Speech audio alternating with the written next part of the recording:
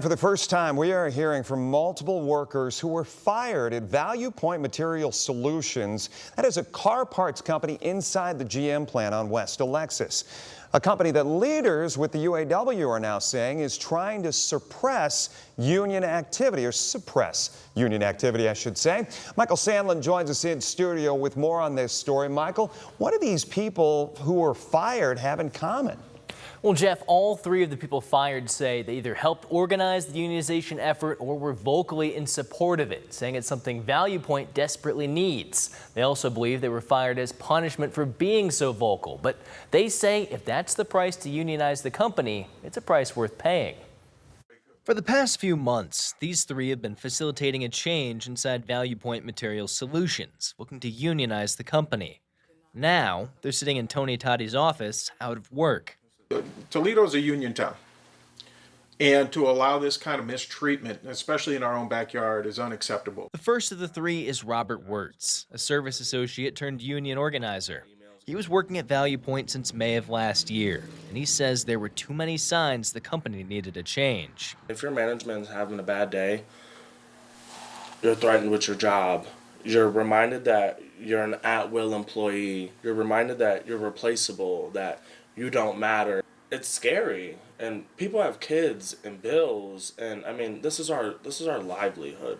Up to his neck, Wirtz and a few others sought out Toddy, the president of UAW Local 14, in early February, and Toddy gave them the next steps in the unionization process. Yeah, we talked through the process and how we wanted to be secretive initially because it would get back to management. So Wirtz and others quietly put out feelers, seeing if there was interest, and the idea spread like wildfire, winning over people like Aaron Pedigo and Chantel Barnes. I said, how do you feel about joining the union?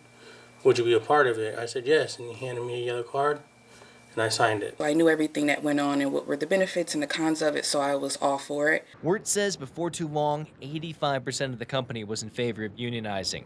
And soon an announcement from the National Labor Relations Board arrived on the company's doorstep, declaring a vote was set. They also threatened that once we find out who started this, we will deal with it, which is illegal. So the company went ahead with firing Wirtz and outspoken supporters of unionization like Barnes and Pedigo, only days before the vote on April 1st. They were given official reasons for their dismissal. For tardiness and work performance.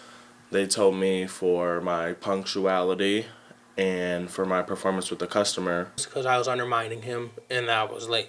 But these three say the real reason is obvious.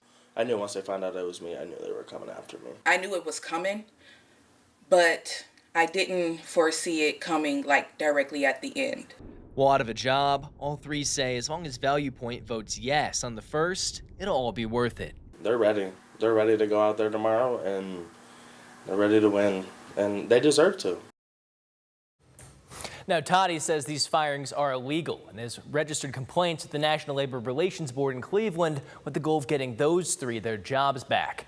Now, I also got in touch with Value Point CEO Eric Larson. He told me over the phone these employees had extensive and very well documented work issue histories. And he says the firing has nothing to do with unionization. Meanwhile, the vote at Value Point is now imminent, and we'll share the results as soon as we get them in tomorrow. In studio, Michael Sandlin for WTOL 11.